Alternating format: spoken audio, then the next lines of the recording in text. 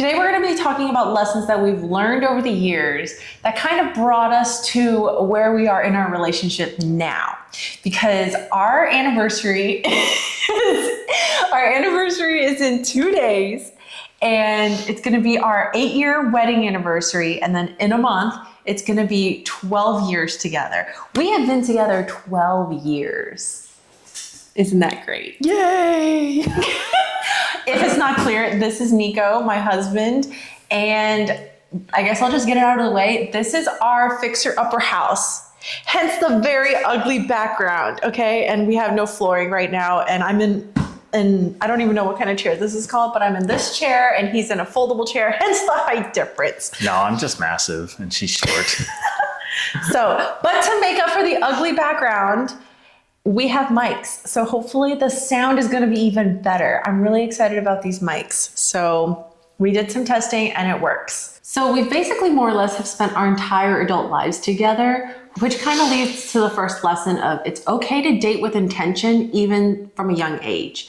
And now I'm going to turn it over to him because this was kind of his point to make. So one of the things I've kind of noticed over the years is that a lot of people, you'll hear a lot of like older people say like, oh, if you're younger, like you need to enjoy your life, like date around, like don't settle down, you know, oh, you shouldn't look to settle until like your mid 20s or your late 20s or even your 30s. And you'll hear people say that. And frankly, I disagree with it. I mean, if you want to live your life like that, that's absolutely fine. That's on you. I personally don't think it's necessarily a great way to go about it if you are looking to be married and like want a real like lasting relationship. My point that I brought up when we were discussing this video was like, let's talk about like dating for intent. Because both of us went into dating and approaching relationships with the intent of getting married. So I had probably been with more serious relationships more than her, like before we started dating.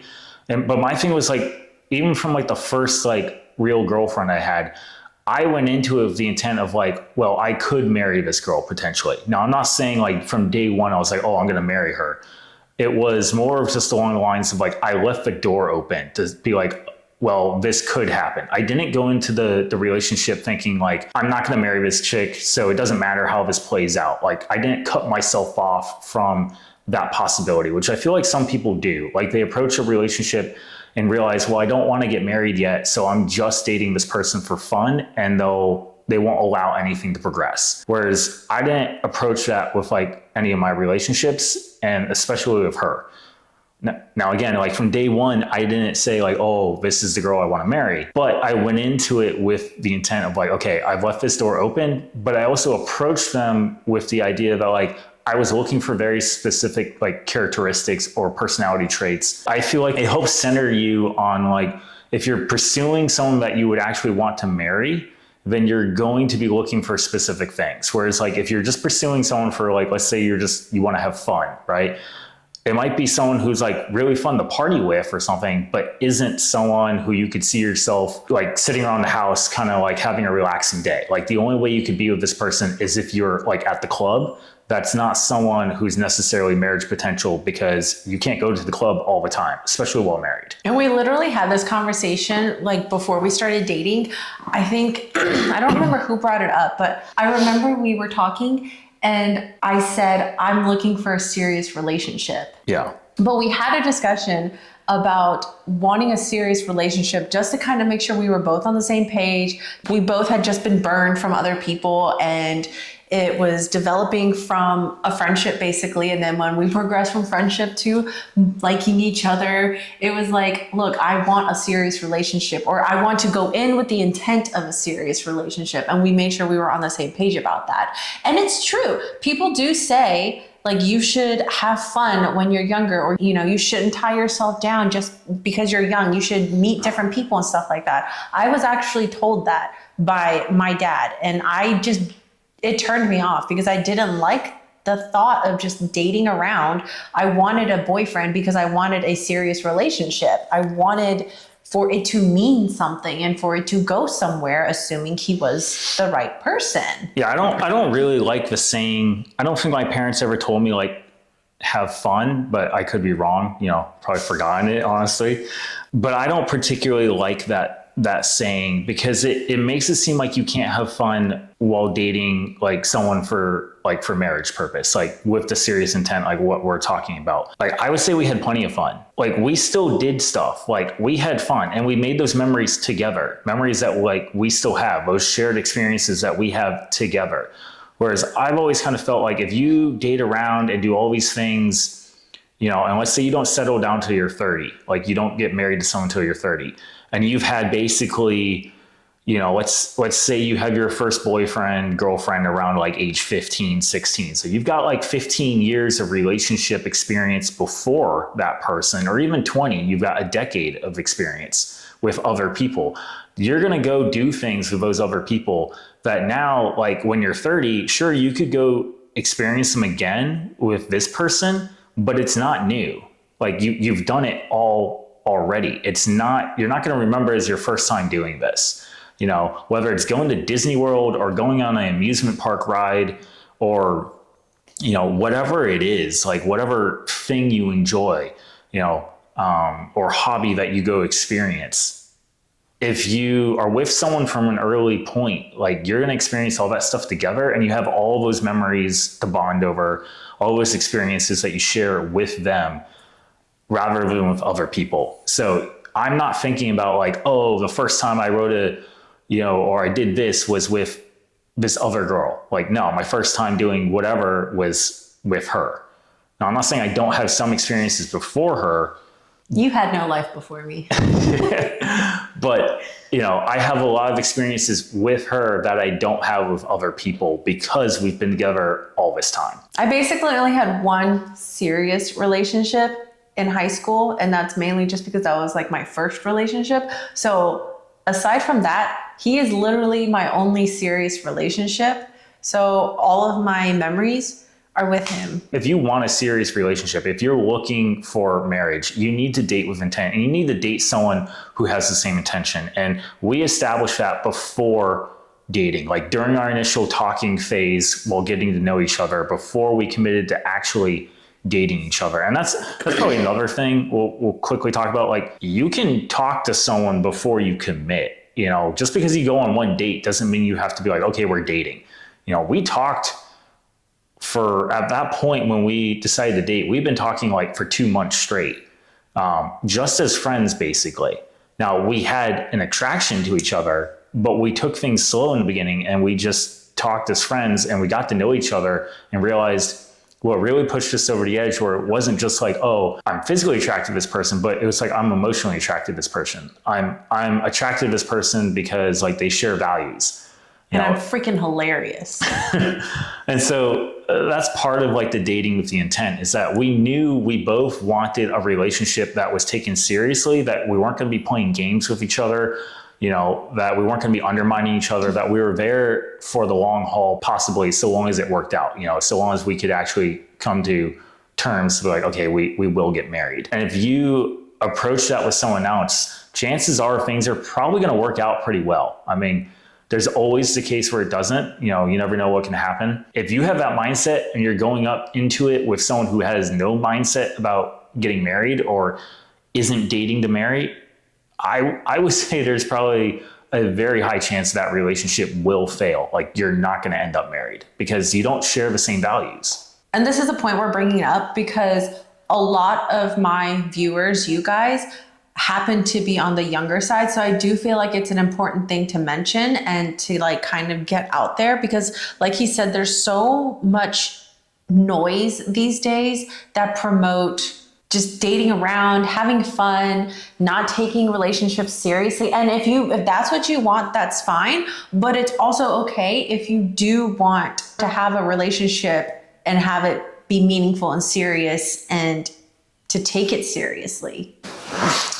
I feel so short. So moving on from dating with intent, we're going to go into continue dating even after you're married or you've been together for a while. We've all heard about the honeymoon phase, you know, that lovey-dovey phase when you first start dating someone, everything's all fresh and new and you're just so happy all the time.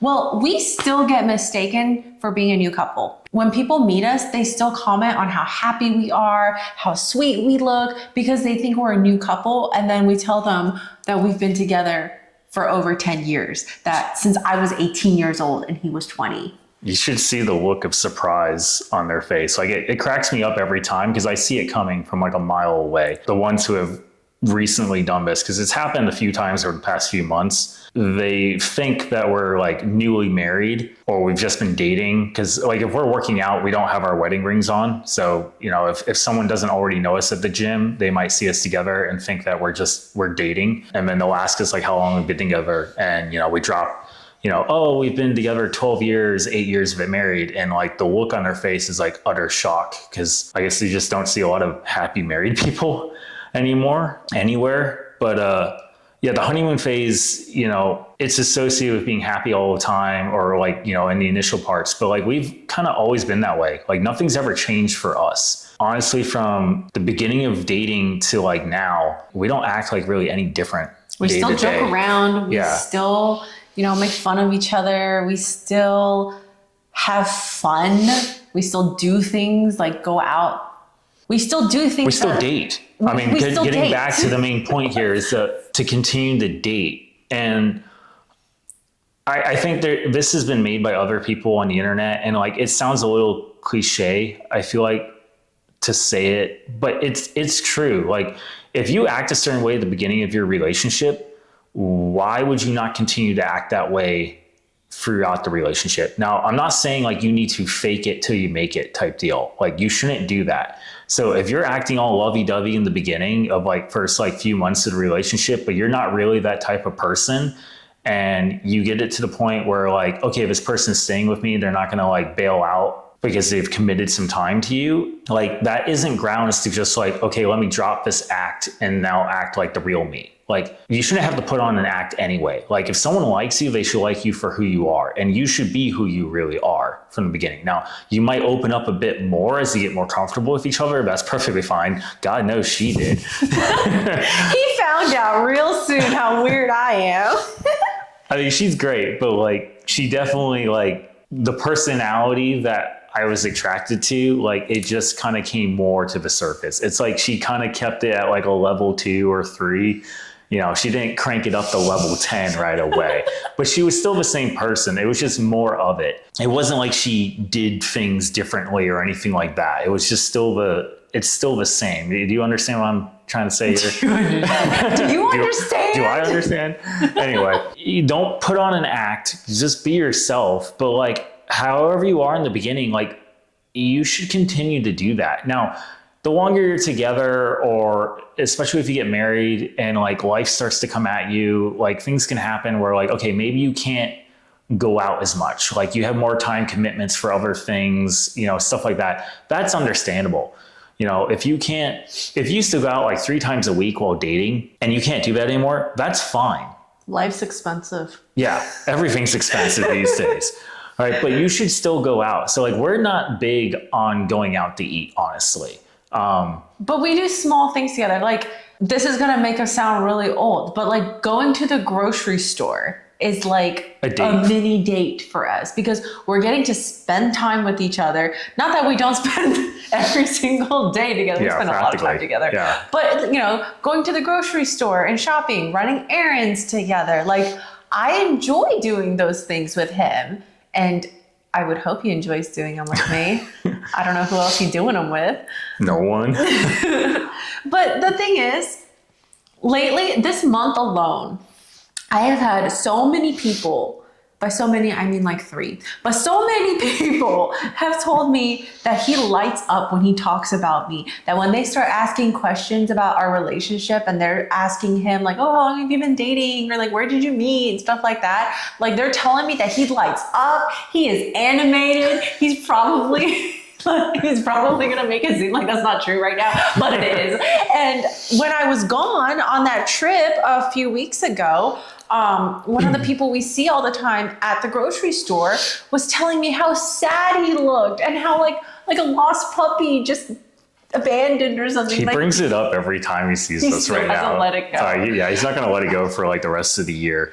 and he mentioned like, now that I'm back, he's like, oh, look how happy he is. He's all smiles. He's willing to talk to me. And he's like, I could tell. I mean, I wasn't mean to him or anything. He's just saying that he could tell that Nico was sad and just wanted to get in and get out of the grocery store.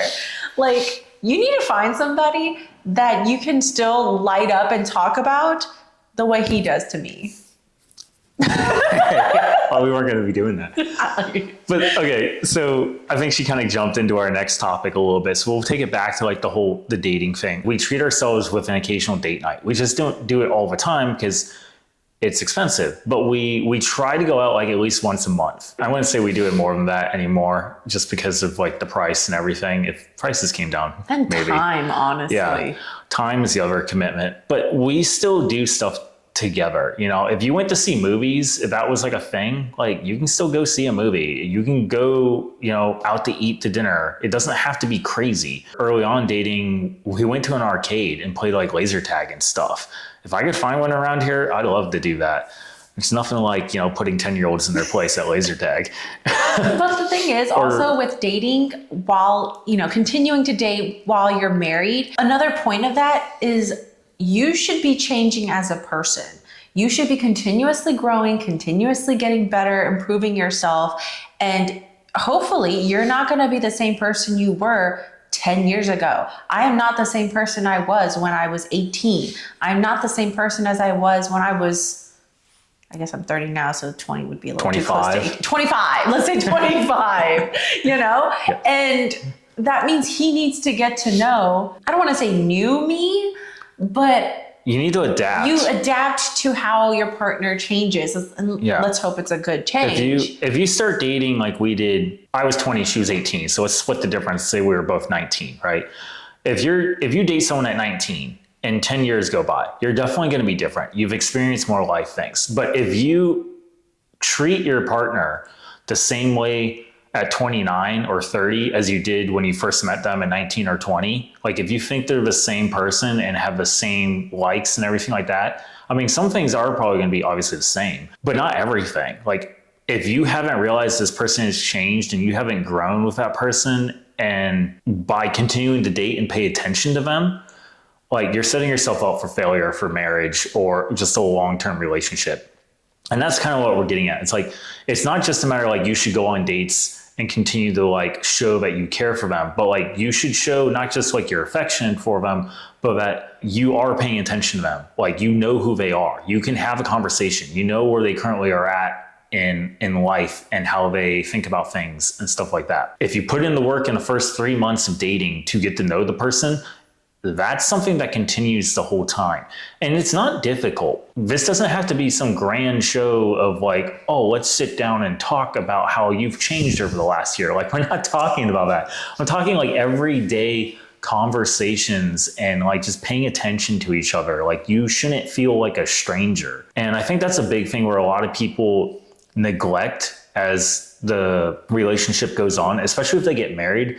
And I feel like this is a big thing if you end up having kids, is that they neglect each other and all of your focus goes elsewhere. Like, you get too busy with work and you don't talk to your partner anymore. We don't have a day basically where we don't have some sort of meaningful conversation. And I would say at least once a week, we have a more meaningful conversation, like an hour, maybe even 2 hours long. And it's not planned. It just happens because we sit down and we talk to each other about whatever got us like riled up that day, or like whatever is happening that is a big deal, or, you know, anything in general. But we talk. We don't just like neglect each other, you know. And they've gone as long as like 4 hours. Like, we will sit down for TV time at night and then just start talking, and not have TV time. The TV won't be turned on, or it'll just sit on like the home screen or whatever. Yeah, we won't even have TV time. It would just be on the whole time, wasting power. Continue dating, you know, go on dates, continue talking to each other. Don't just assume that everything's the same just because you've been together a certain amount of time, or like because they were a certain way in the beginning, that's how they are, you know, current day. Like, you need to put in the effort, and it's not hard. I hear a lot of like the older couples who have been, you know, we're talking like 50s, 60s, 70-year-olds. Older than us, okay. Yeah. Who will say, oh, it's so hard. We've never felt it's hard. Like maybe it's because we genuinely like each other. It's not hard. It's just the basics of a relationship, you know? Like, hey, how are you? How was your day? And actually listening, actually hearing what they're saying to you. Caring, actually caring, not just listening, but caring. Like, I care about how she feels, like Did you know how her day was. Like, you know, so when I ask, like, I'm genuinely like, I'm gonna pay attention. Like, I genuinely care to know. It's not just I'm not going through the motion. It's not just like oh, I need to say this. No, it's because I actually do care. And that's a big part of it. And and again, it goes into like still dating, because if you're putting it in the beginning to convince the person to date you, basically, why would you not do that the whole time? There's no point in the relationship where you can say, I don't have to do any more work. I've done enough. Like, if you get to that point, if you have that feeling, you really need to take a step back and like maybe reassess if you're supposed to be with this person. Because if you're at that point where like, I don't need to do any more work and I don't need to change anymore, or I don't need to self-improve, or like we don't need to improve. If you've reached that point and you just don't care anymore, you probably don't need to be together anymore. Or like you need to assess why you feel that way. Because there's never a point where I'm like, oh, I'm at the best I can be. Like, I couldn't be better. I know I could clean the cat litter box more often. Date each other forever. Okay, so admittedly, this video is kind of bouncing around all over the place. So we're gonna go back to kind of what I was talking about, which is like how he lights up because he enjoys being with me. We enjoy being together. Because now he wants to talk about how whatever he wants to talk. We want to talk about how whatever he wants to say.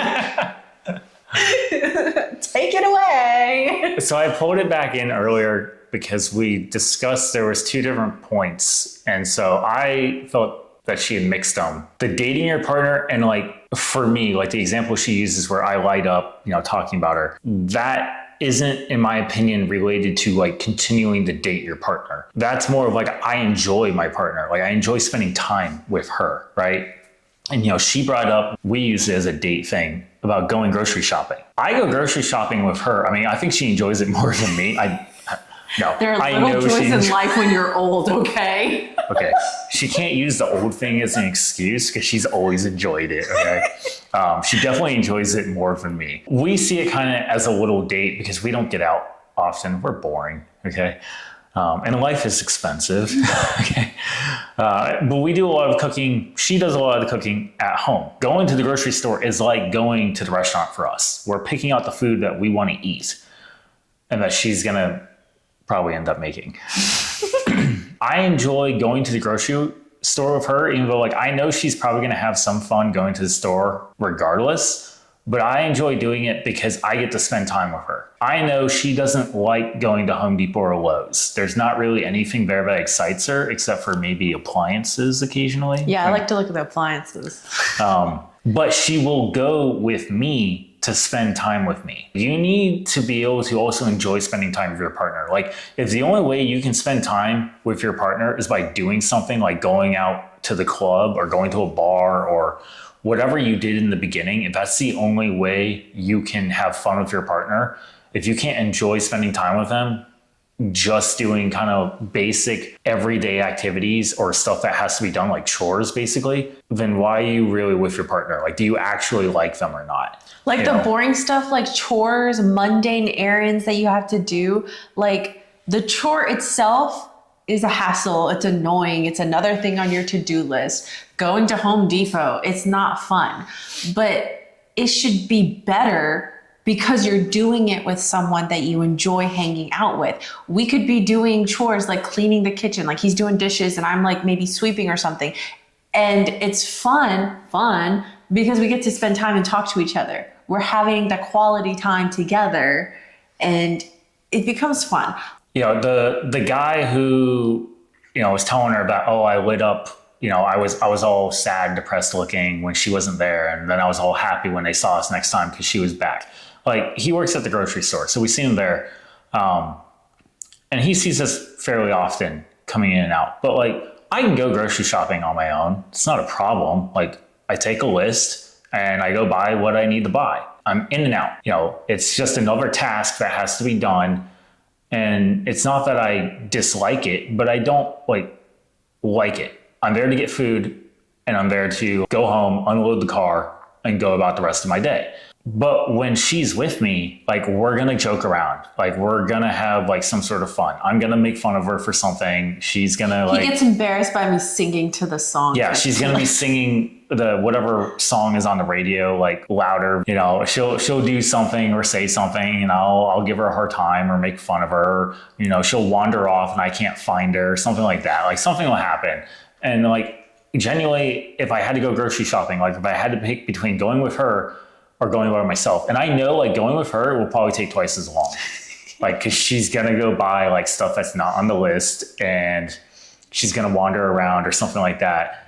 So I'm gonna pick her anytime, even though it's literally gonna take like twice as long if I just went by myself and stuck to the list. Because I'd rather spend twice as long at the grocery store having a fun time with her than go take half the time and be by myself the whole time and be like bored and like not entertained and stuff. God, people are going to think you like me or something. Yeah, I know. It's like I spent all of my waking minutes with you. It was briefly mentioned before, but now we're going to move on to grand gestures. Or rather, gestures don't have to be grand in order for them to be meaningful in your relationship. Something we've noticed is that so many people want big, flashy, expensive, like, for some reason, I feel like a lot of people, they think a person's love is determined by how much money is spent, by how big and flashy a gift is, or how many surprises they get in a year. A good example would be Valentine's Day. You always see the ads and the videos of like girls showing off how their boyfriends filled a room with tons and tons of flowers, or they booked a getaway at a fancy hotel at a fancy location and the bed is strewn, is that the word? The bed has a whole bunch of rose petals all around and they get the fancy, most expensive dinner possible. And it's just like, why? And also the thing with grand gestures is that they're not special if you keep expecting them and if you keep doing them and demanding them so frequently. Like, they lose the novelty. For me, like the Valentine's Day grand gesture, that one is one where I really hate it. Not that she expects anything, like she doesn't demand anything. Personally, I hate it because, like she was saying, like you always see like girls posting these big gestures, like these grand gestures their boyfriend or spouse did for Valentine's Day, you know, taking them on this trip, buying them flowers, teddy bears, chocolates, all this stuff, right? And it's like they expect it every year. And like she's saying, like, one, it's gonna wear off over time.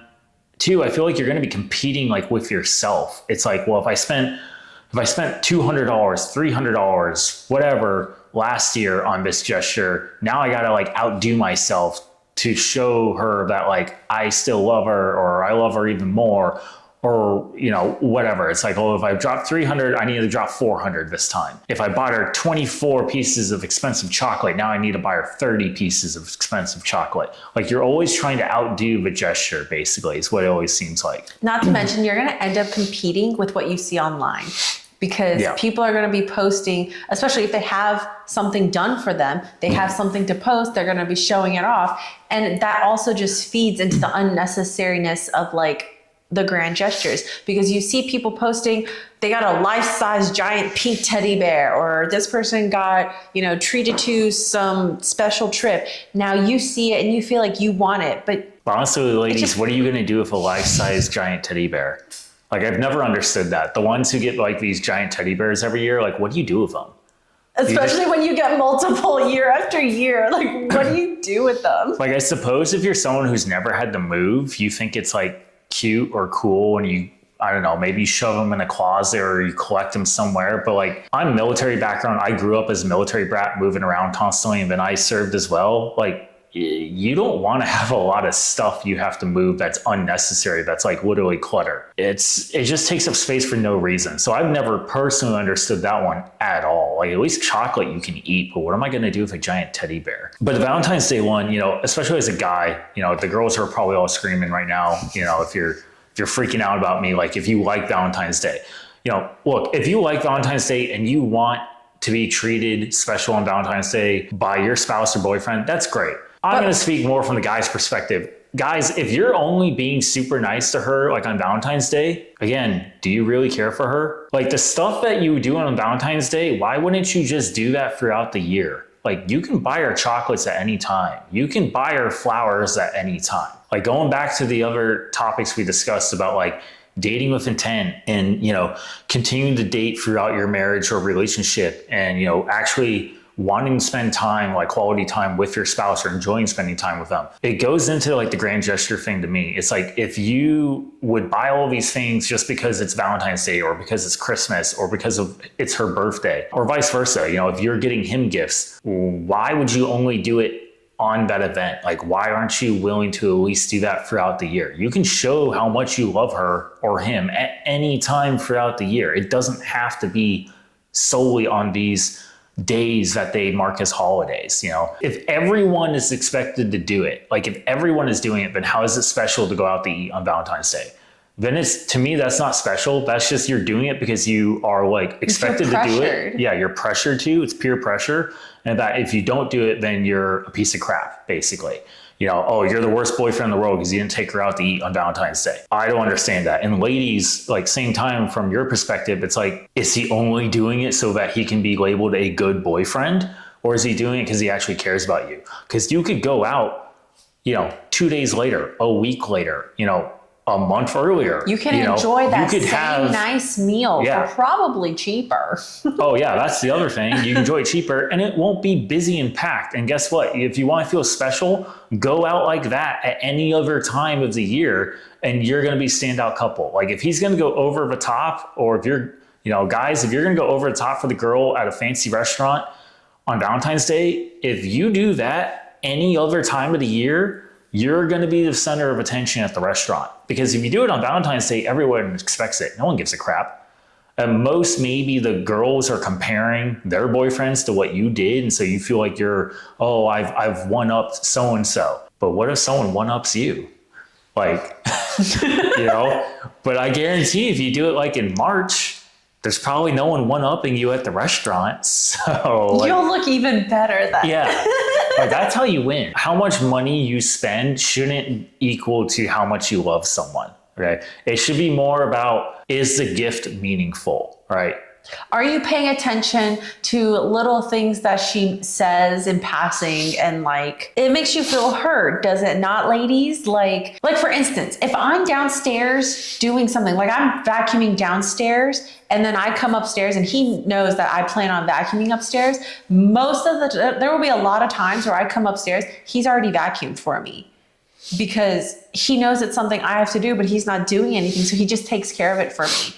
Or like, you know, I'm running around the litter box that you hung up. Well, okay. So like a week or two ago, she needed to change the cat litter box. You know, it has to be done once a month or whatever it is. I was cooking and then I vacuumed downstairs and then I went upstairs to go change the litter box. It was already done for me. Yeah. So I knew like we'd gone home and she was prepping dinner and then she was like vacuuming the kitchen or whatever. And I knew like she needed to change the litter box. I knew that was going to happen next. Like before she could like settle down at that point and have like a break before she put dinner in the oven, she was going to clean the litter box. I went upstairs and my goal was like, okay, I'm going to do this. And then like, I'm going to be like settled for the day until we go down to have dinner. So I did the litter box and I hoped to have it all done before she got upstairs to be like, oh, look, it's done. You know, you don't have to worry about it and spend, 30 minutes having to focus on this now. Like I didn't get it all finished before she got upstairs, but at least I was like 2/3 of the way done. She decided to take over at that point, but I had already done the initial like dirtiest things. I dumped the litter and cleaned the box so that at that point, all she had to do was, and I think I vacuumed too. You vacuumed? Yeah. Well, the floor was a mess. Anyway, the point is like, I knew she had this task that normally she would always handle. And I jumped in to assist because I knew it would be meaningful to her. And I wanted her to have a break. Like the minute we got home, she'd had all these things back to back that she essentially needed to do. And it's like, well, I don't want her to stress about all of these things. Like, I want to do something to take something off her plate. So it didn't cost any money. It was just like I stepped in to assist, and there's other times like she'll do the same thing for me. This goes both ways. Again, like I said, I do dishes. That's my thing. She'll cook and I do dishes after dinner. Well, she'll try to do some of the dishes like before dinner. If she has the opportunity to clean one of the pots, that's not in use anymore, she'll do that before dinner so that it takes like a load off of my plate so that I don't have, an hour's worth of dishes to do or something along those lines, like various things. It's small things, but we'll just jump in and assist, like But that's the vacuuming. point. Listening, observing, what does your partner do? What does your partner need? What does your partner want? And just doing it. It's just showing that you're paying attention. It's just showing that you care. It's acknowledgement. And it's just, I don't know, it's just being a good person. Yeah.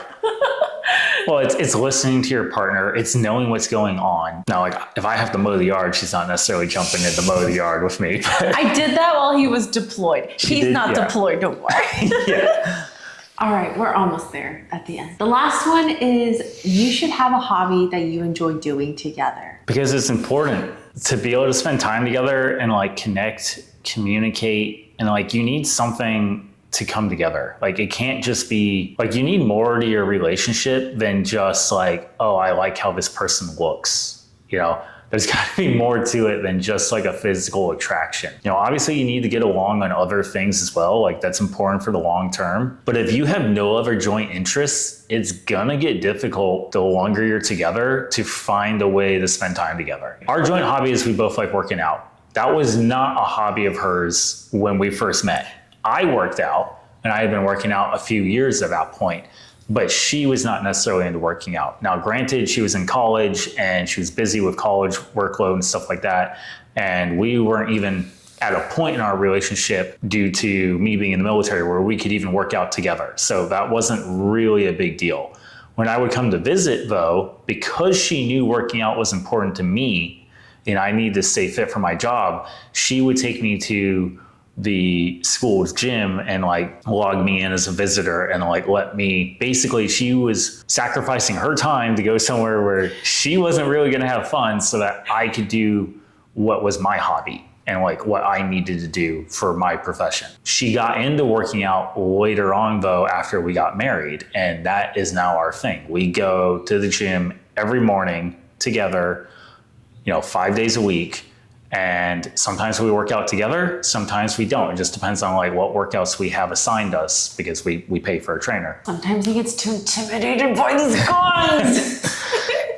So, but we get to talk at the gym, do things together. We have a shared hobby that then goes into like other aspects of our life. So like you need something, and it doesn't have to be working out. Although personally, I think working out is great. As a couple, you should stay in shape. You should be healthy. You should want to be healthy for each other, not just for yourself, but for each other, so that you can live long, meaningful lives and, be healthy together to be able to enjoy things together. Eating very unhealthy and putting yourself at risk of heart disease by age 40. How is that proving that you love your partner if you're going to have a heart attack at like age 45 and leave them alone for another 30 years of their life? Like I don't see how that's proving that you love them. But it doesn't have to be that. Like there's all kinds of things you can do. I don't know, pottery making or something. What? I don't know. Isn't that a thing these days? I feel like it is a thing these days. I do like see a lot of pottery videos. classes. Yeah. Having a hobby together and doing the activity together, it's going to force you to also learn other skills that's going to be good for you as a person and good for the relationship, like problem solving, working together as a team. What else did you say? Communicating. Communicating. A hobby that then turned into like conversations that required us to communicate. And it wasn't just like she gets her way or I get my way. It was no, which way is actually best overall, and this is why we're going about it. It seems dumb, I guess, to say like, oh, you need a hobby, but like you do need something. Like you need a way as adults, as a couple to connect. Like you need your own thing that you enjoy. It doesn't have to be the only thing you enjoy. It doesn't have to be the one thing you enjoy the most. It just has to be something that you guys can both enjoy together. Hope you've managed to find something useful in that video. I personally think everything in that video was pretty useful, and you should apply everything to some degree to your life. But that's just me. Don't let me tell you what to do. But yeah, that is it. I'm gonna try and trim this down as much as I can so it's not super long. My man does like to talk, but he also says a lot of good things, and it's good because I tend to stumble over my words. So this honestly probably went a lot faster than if I were to have tried to do it all on your own. Yeah. Yeah, she would have been in the room like 4 hours. Yeah, I guess we'll just, not we. No, we will not see you next time. No, this is not. No, I'm done. Later. This is not his video, his channel. This is my channel. So I will see you next time.